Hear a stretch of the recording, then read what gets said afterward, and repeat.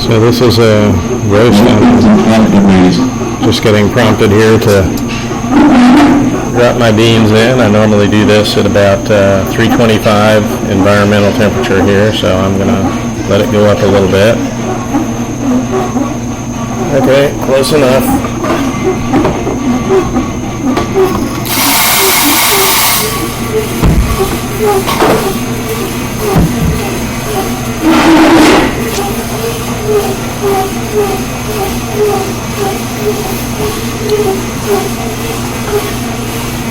So as I was saying, this is using my Linux computer. I'm going to go ahead and adjust my starting point here, so get rid of this lead-in time. I change the axes. Usually just start at about 5 seconds.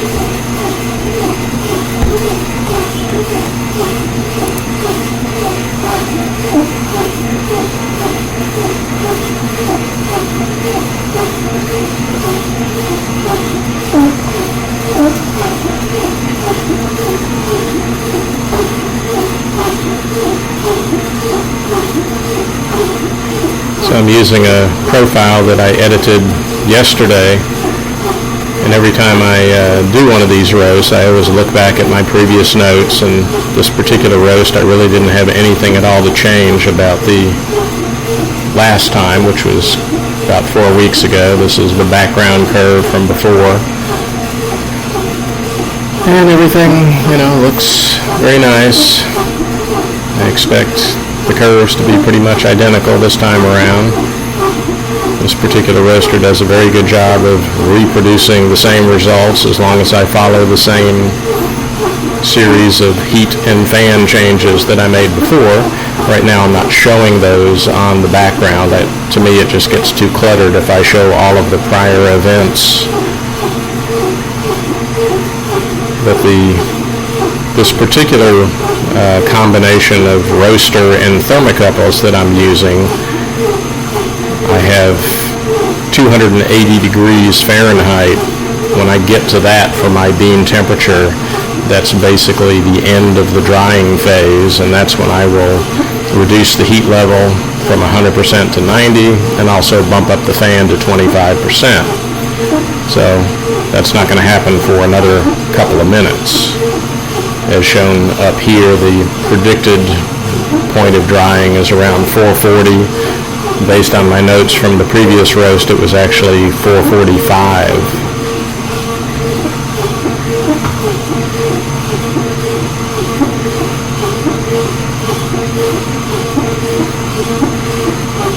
So one of the things that's nice about using the artisan software and having literal computer control of the roaster is that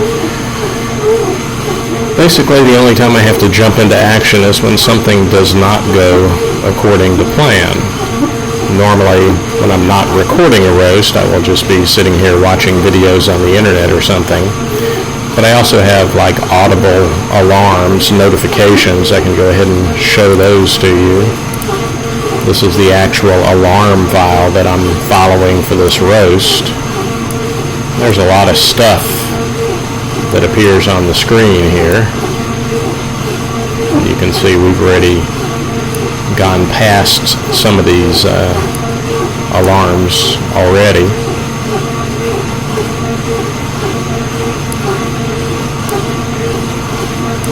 Have to kind of squish these things up to get rid of the basic blank space, but when I get to 275, then I'll have my audible alarm to try to wake myself up that there's some changes coming and I may need to adjust my variac for the voltage going into the roaster. And then I have another one when I get to 325. This particular bean, first crack is about 365, so I typically reduce the power about 40 degrees before first crack.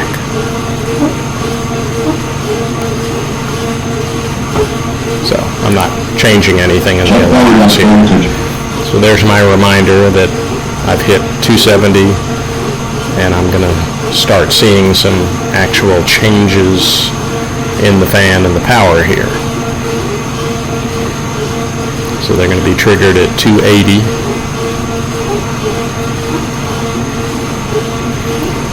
And then I write these things down. I have a piece of paper that I printed out from my Excel file that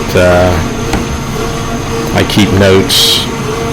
So rather than having to literally load up these profiles and stick my mouse over them trying to figure out where certain things happen, I keep paper notes.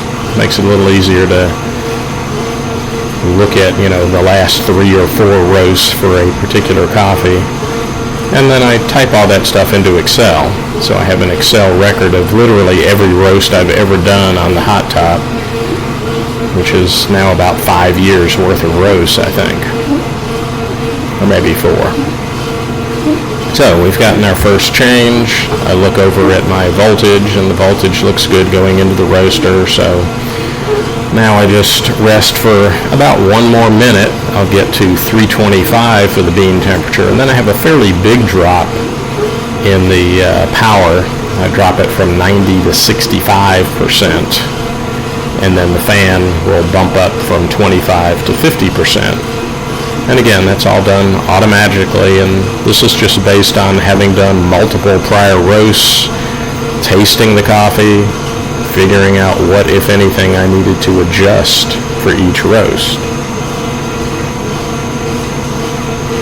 And then for this coffee, first crack should occur at about 8.5 minutes after the start of the roast. It's a fairly quick roast. The total roast generally is done in 11 minutes.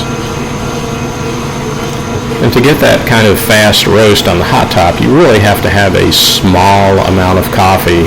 My standard load on this machine is only 195 grams. Okay, well there's my first event at 6:35. So I'm going to write that down. So now I have dropped the power, so I'm adjusting it over on my little piece of hardware. What I discovered is that if you drop the power and you have higher voltage going into the roaster, it tends to speed up the roast. And what I'm trying to do is to have a fairly constant roast profile, regardless of whether it's summertime or wintertime, if it's hot out or cold out.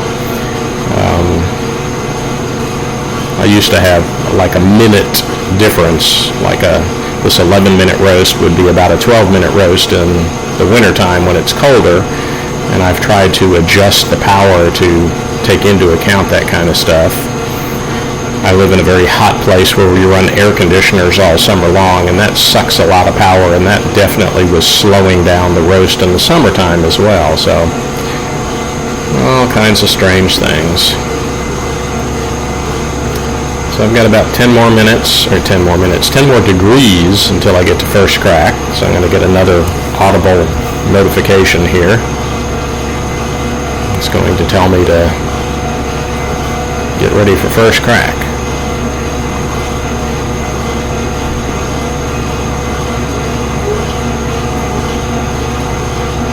First crack in 10 degrees. And the only reason is to, again, wake me up. I'm going to record this. I need to clip my little button down here. I'm listening to the cracks now. Typically this is loud and noticeable, so about 366 or so is normally where it hits, and yep. Okay. I also click a timer here. And again, write this down.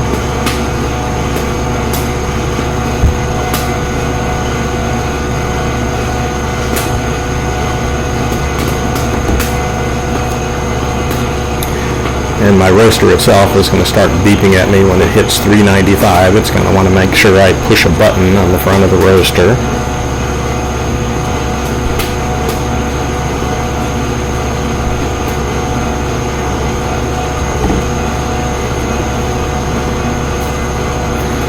So at this point I've reduced the power and I don't make any more changes. It just basically coasts. Okay. That's my roaster beeping. It hit 395 on the display temperature, so I have to push a button. Otherwise it would, stop and eject the beans. Hate it when that happens. So now I've got, every 30 seconds I'm writing down the information that I see here in terms of temperature. Of course, I'm still looking at the curves. You can see the curves are almost identical. And that's what I want to see. When the curves are not almost identical, then something's going wrong.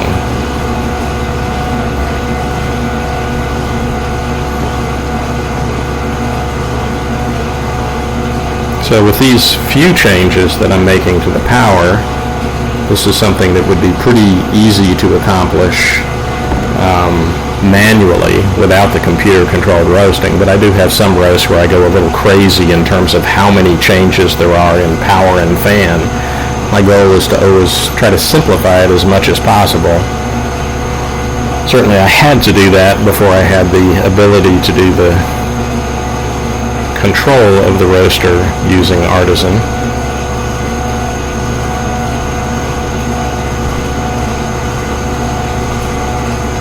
So my target here is 394 for bean temperature, which I should hit right about 230 after first crack, so we're getting there. I'm not hearing any more cracks either.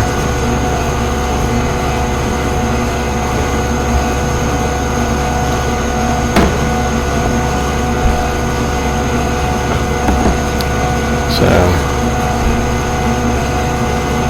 I'm at 393. Okay, and I'm pushing the eject button on the roaster and then clicking on off, and under Linux it's a little slow to respond. It takes a few seconds for it to redraw the screen, and then we're done.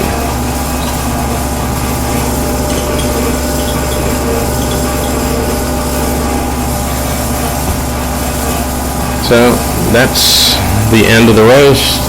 The beans have all ejected into the cooling tray, and everything went pretty much according to plan. That I hit at my temperature at 240, which was 5 seconds slower than it was last time. So that's how close it is in terms of reproducing results each time. So now I hit A, auto-save my results of the profile, and then I can disconnect the USB cable for the roaster and stop the recording.